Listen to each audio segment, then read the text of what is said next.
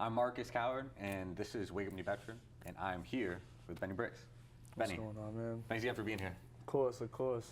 And so, in part one, we were talking about how your older brother and a friend were freestyling and how that like kind of influenced you and encouraged you to start making music, right? Mm-hmm. Was that in high school? This was like, it started off like 7th, 8th grade. Gotcha. Then it turned into high school. Yeah. So like, it's like right before high school. And so, you go by Benny Brickz. Mm-hmm. Was that your first like rap name, stage name, or did you start with something else? Nah, I never really started off with nothing else. Once I got into the music career and doing that type of stuff, I just stuck with the nickname I had on Facebook. Okay. The name comes from a movie. What movie? It's called Carlito's Way. Oh, I've heard of Carlito's Way. I haven't seen it though. So there's okay. there's a part 1 and part 2. Part Okay. 1 has Al Pacino. Yeah. And part 2 is about Al Pacino's son. Okay. But in part 1, at the end, a dude comes and he tells Carlito, "You remember me?" And it's Benny Brickz. And well, I'm lying. It's not Benny Brickz. It's Benny Blanco. Okay. It's Benny Blanco, and he ends up killing Carlito at the end. So I had Benny Blanco for a while on my social medias. But then a couple other people were using Benny Blanco. Sure. And then a rapper from Boston uses the Blanco as his alias. You know, so I stood away from Blanco and I did Brickz. Got you. Because I grew up at one point in Brickerwood. Yeah. Okay. So I did Benny Brickz, and it's just stuck there. Yeah. Stuck there ever since, and not bad. Okay. Honestly, I like a little piece of me kind of regrets the Benny, you know. Why? It's just a random name. It's just a random yeah, name. it's not close to your name like at all. Yeah, it's totally random. But yeah. it's stuck, you know. It has a ring to it. Like it's a good name. Yeah. Yeah. Okay. But yeah, it just stuck there ever since. And so do you remember the first song that you wrote? I remember the first song I wrote. Actually, my aunt's husband helped me do some of the recordings because he had a mic and stuff like that, and because he would DJ and stuff. But my first song was like, I think I was like 14, 15. Wrote my first song. Okay. Semi-recorded. It was like a pain song, honestly, because like I said, I was going through some things when I was younger. Sure. So that was like those first things that I felt like I could speak to or people could relate to because it's what is actually real. It wasn't, to me, it wasn't that bad. I ended up hearing it like years later after I did it, and I seen the potential. Okay. I wouldn't bang out to it. Yeah. I wouldn't bang out to it. But you could still tell like the emotion was there. Yeah, and I could tell that I was someone that didn't get taught to do any like songs and shit, and Sure. was only going off of what I've been hearing and how I hear the song. The structures weren't bad. Yeah, like okay. how the songs were going about. And you know, it was definitely a long time ago, and ever since then, that I try to write more. I seen that writing was helping me, but what I seen that helped me way more, obviously besides being consistent and doing it every day, was freestyling. Freestyling definitely helps because it helps you think quicker. Yeah. And it helps you think of things that you're not going to normally think of. So it keeps your mind running. Sure. When you think too much and you're stuck at one point, that sucks on the freestyling. Yeah. And it could be the same way with writing. You could be at this one part and just be stuck there this whole time, but both in hand help each other. You know what I'm saying? The writing and the freestyling. So you mentioned how 50 was like the first rapper you remember, and like how like that kind of like sparked your interest with rap. But if you could compare your writing style and your rapping style really and your sound to like any artist, who would you compare yourself to? If I had to compare myself to somebody, I don't know. I mean, I kind of melodize when I write. It's not really necessarily rapping. I would say like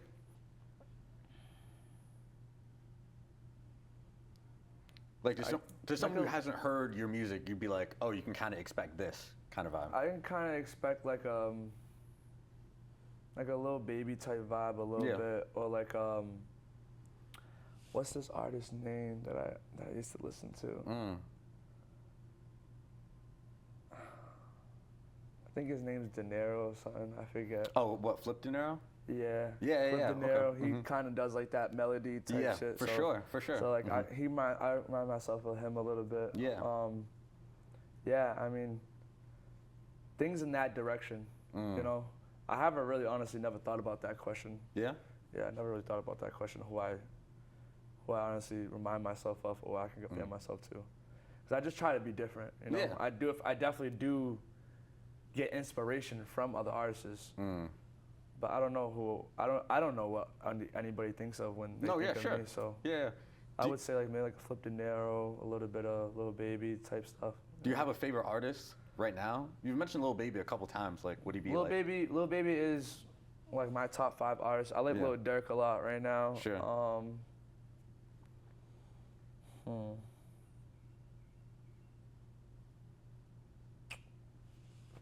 I don't really have a favorite right now. Sure. Yeah. I just listen to a lot of music right now because there's a lot of different music. Yeah. And I listen to a lot of Spanish music too. Oh, really? Yeah, I listen to a lot of Spanish music. I like Spanish music a lot. Do you feel like, I mean, one, would you even label Bad Bunny as a Spanish rapper, or does he do like?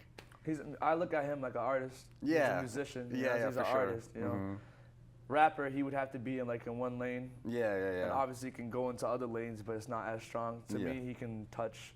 Yeah. Almost any type of genre of song, and he could just do anything. Yeah, so yeah. he's a full artist. You know?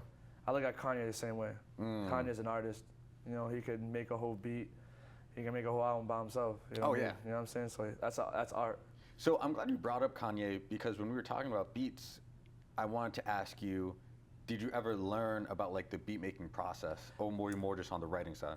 So when I go to the studio, I definitely I like to look at the stems of everything, like how my voice looks compared to the beat, if the tempos are right and stuff like that, and where I should go in, where I shouldn't. But when it comes to like actually making a beat, I've only sat in that process like one time, and I give it to the producers. It's very difficult, and it's a lot of hours just sitting there with all these plugins and trying to remember all of them, or to remember which ones would sound good together with this sound and that sound.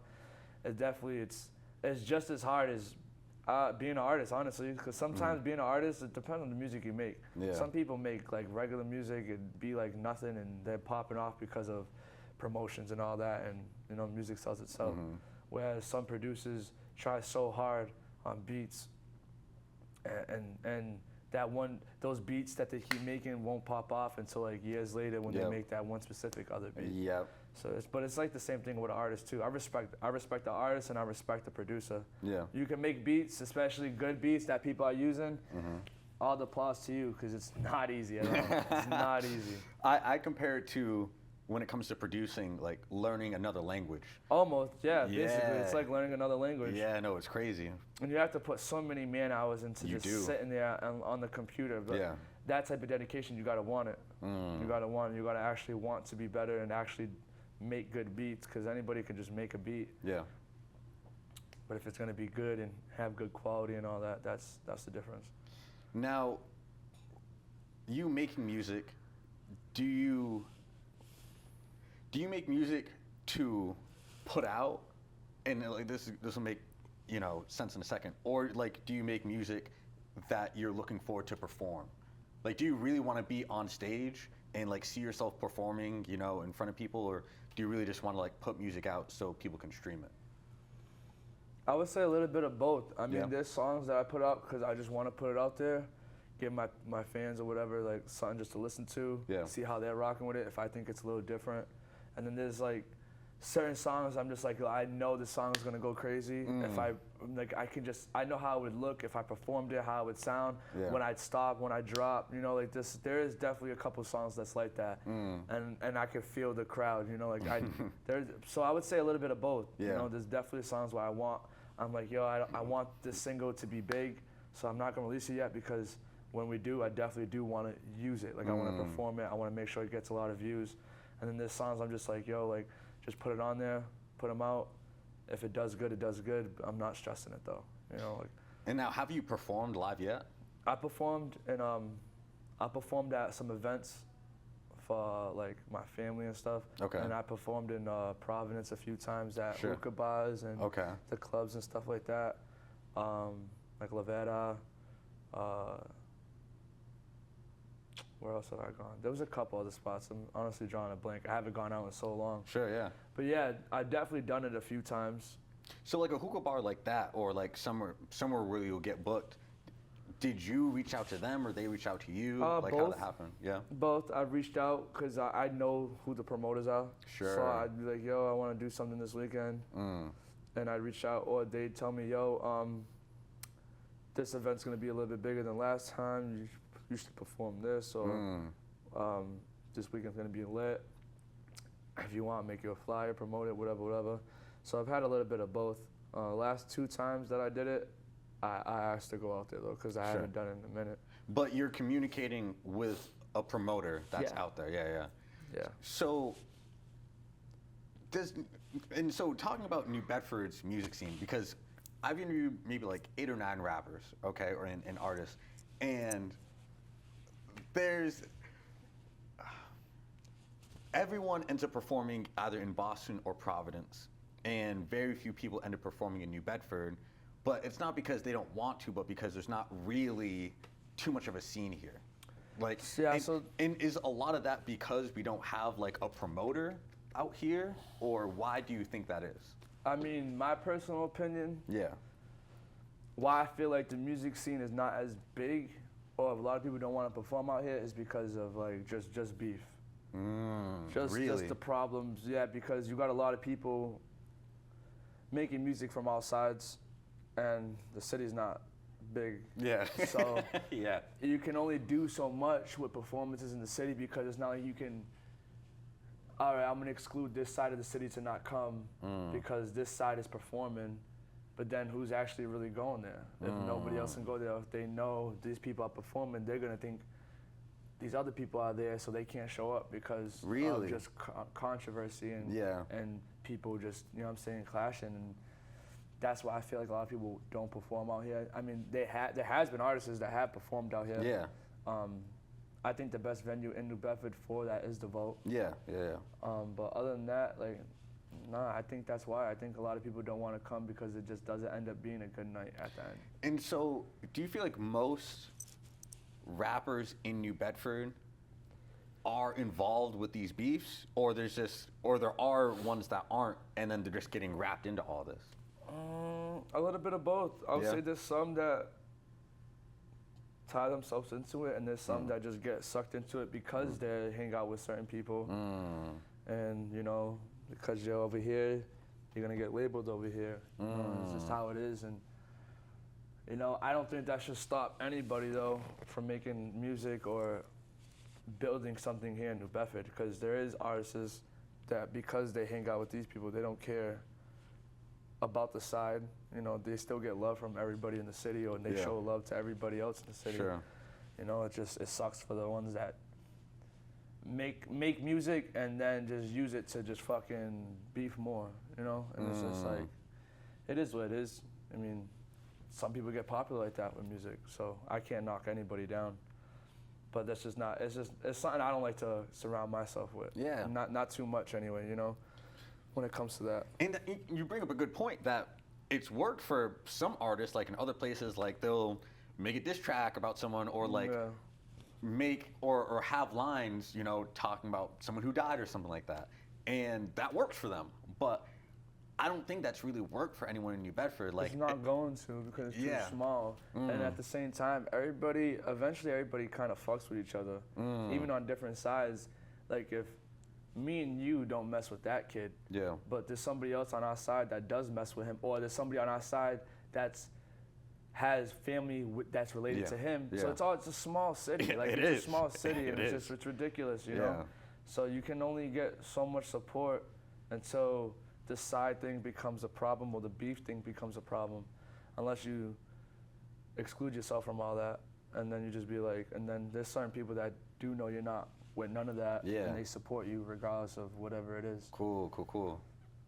And so, with your music, do you see yourself finding your future here in New Bedford? Like all of what we just talked about, do you feel like you can find a way past it? Or do you feel like the only way you can succeed in music is by performing in Providence or Boston or somewhere else?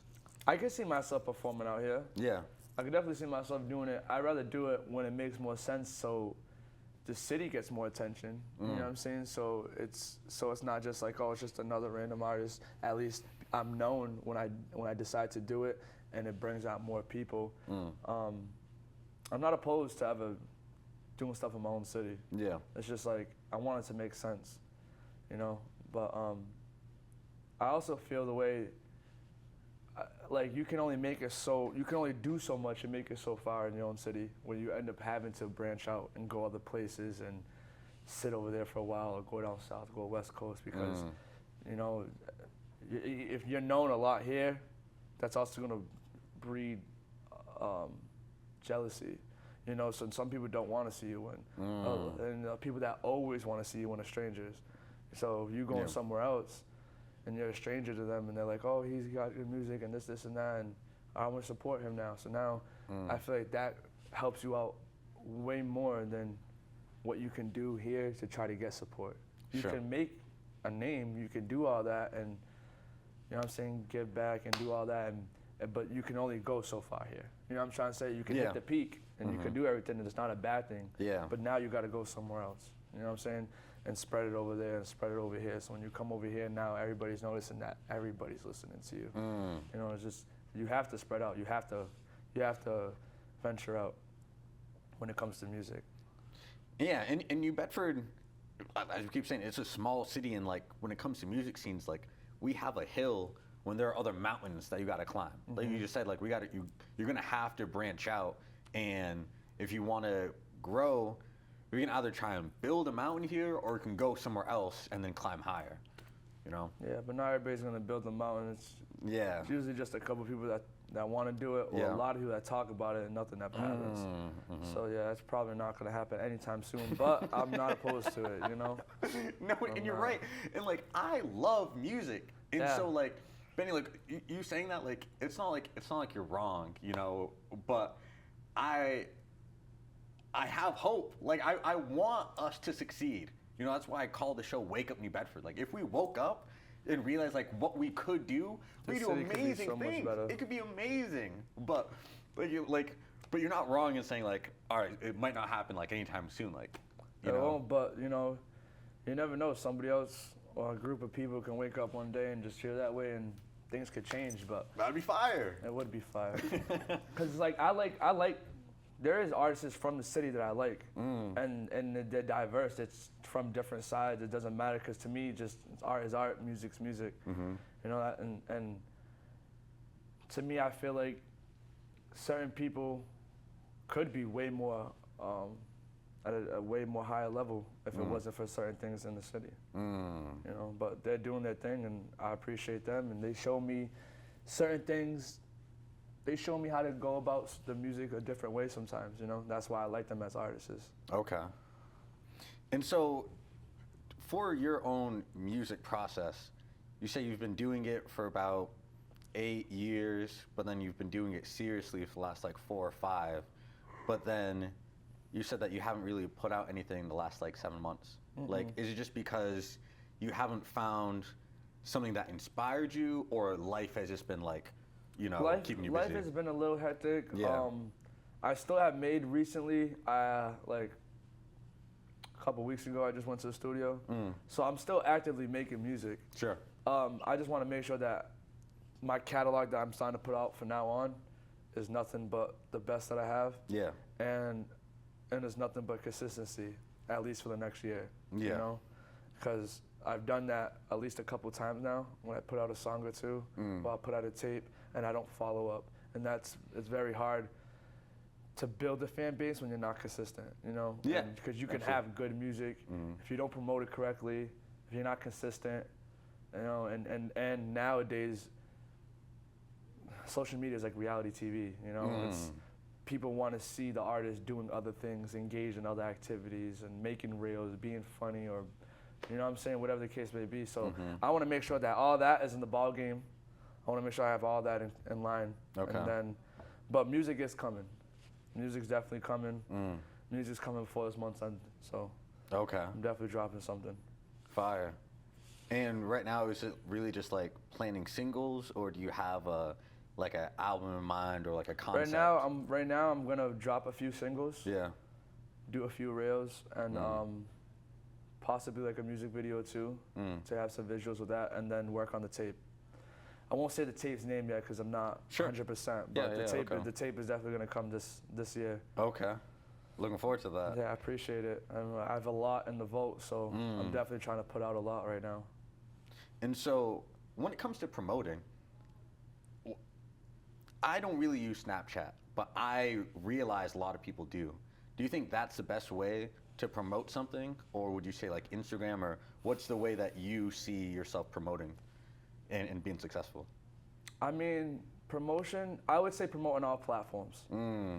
Pay the promotion, pay the fee, you know, because that's the thing. If you don't have a big following too, just pay the fee, pay the platform. It don't matter. You know what I'm saying? You're gonna get more views. You're gonna get more followers. You're gonna get all that. Sure. Personally, for me, I got the most views on Instagram. Sure. Yeah. I get the most views on my reels on Instagram. Yeah.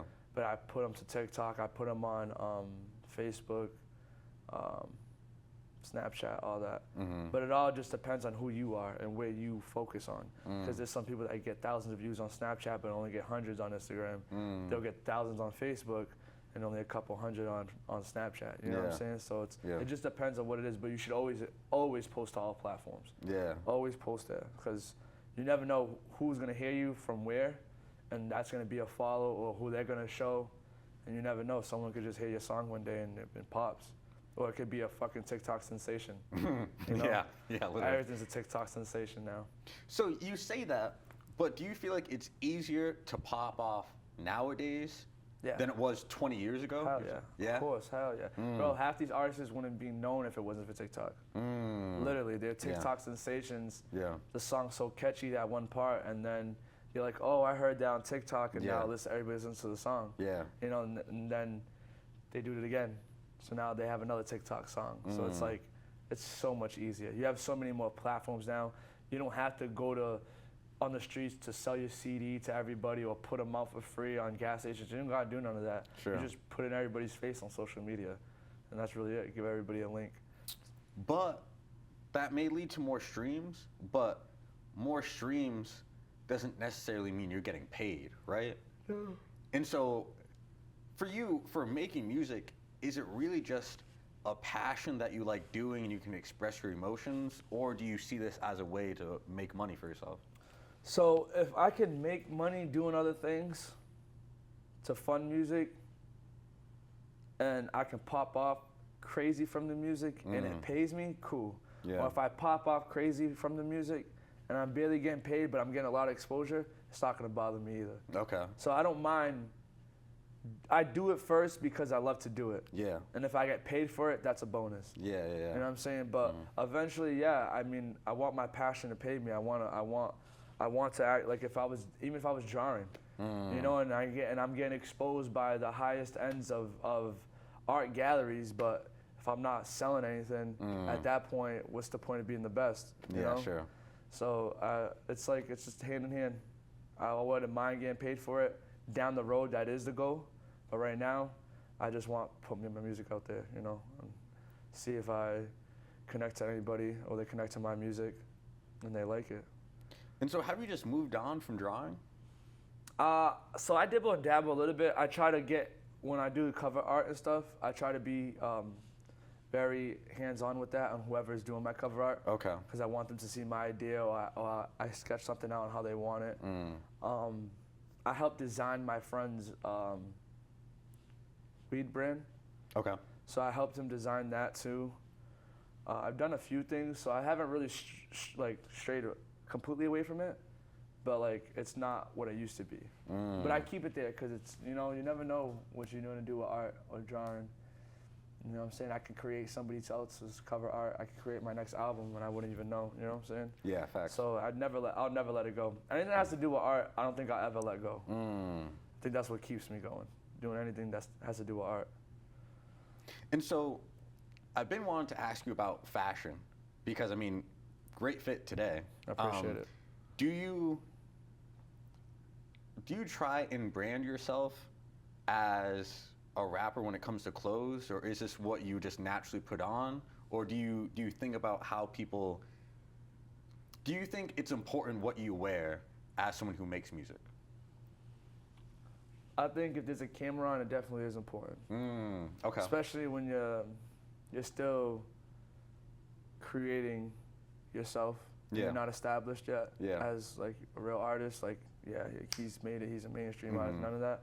I think it is. I think it does kind of matter what you're wearing. Get a sense of people. Get people a sense of how you are, who you are, kind of through your clothes. Sure. I love clothes. Right now, I just throw this on. I threw this on, you know. But when it comes to music video, I'm purposeful with the outfit. Sure. I love clothes. I've always loved clothes. To me, I took that as another form of art. So that's why I'm big on clothes. Big on how you want to wear things, expressing yourself. Just all that, the art, the drawing, music, fashion, it all ties together of who I am and what I want to be as an artist. You know what I'm saying? In general. So I love clothes. I love it. I think clothes are important to an extent. I think clothes are important as in like expressing yourself through pieces. Yeah. I don't believe that all clothes should be expensive. Yeah. Oh, for sure. You know, Kanye showed me that a lot too. That you can get quality for cheap, and or a lot of these other low brand names that no one really knows about or is not as popular as the other luxury designers. They're just as good. The quality's just as good. The everything's there is good. Yeah. You don't need to go buy designer to look good, to look fresh. You know what I'm saying? To feel like you have money, none of that doesn't matter anymore. Comes down to style. Yeah, style, and your how you're gonna creativity. put stuff together, creating it, being different. You know? That's all I love being. I love being different. That's it. And so, last question. I mean, like we're wrapping up now, so we have like a minute left. But I'm curious about the tattoos. And so, do you have a favorite tattoo of yours?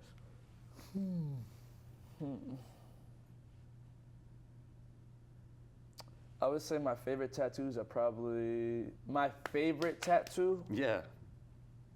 Above all of them is this one. It says Mimi. Yeah. Yeah. So like 8 years ago, I was in a car accident with like he's not my real brother, but he's my brother. Yeah. I was in a car accident with his sister, which is Mimi, and the rest of his family, and we was all drunk. The times were passing, so we got an extra hour in the club. Okay. And we didn't realize. Went home, she was driving, everybody passed out, and the car flipped. So we lost her, you know, and after that, me and my bro just became mad close. Yeah. And I've been there ever since. Me and him been best friends, so. Yeah. You know, he got her name tatted, and I just told him, like, you know, I'm gonna do the same tattoo. You know, I feel, we're gonna be brothers now. You can't lose me. Yeah. You know what I'm saying?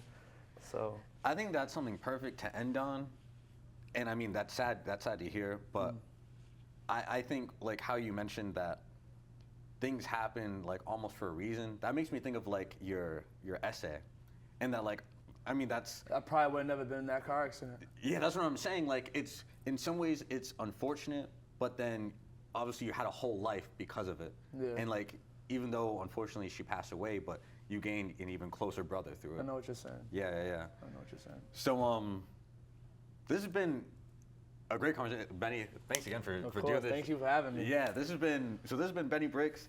Look for his music on all platforms and expect more music in the future. Thank you so much for watching. This has been Wake Up New Bedford. Peace. Be safe, guys.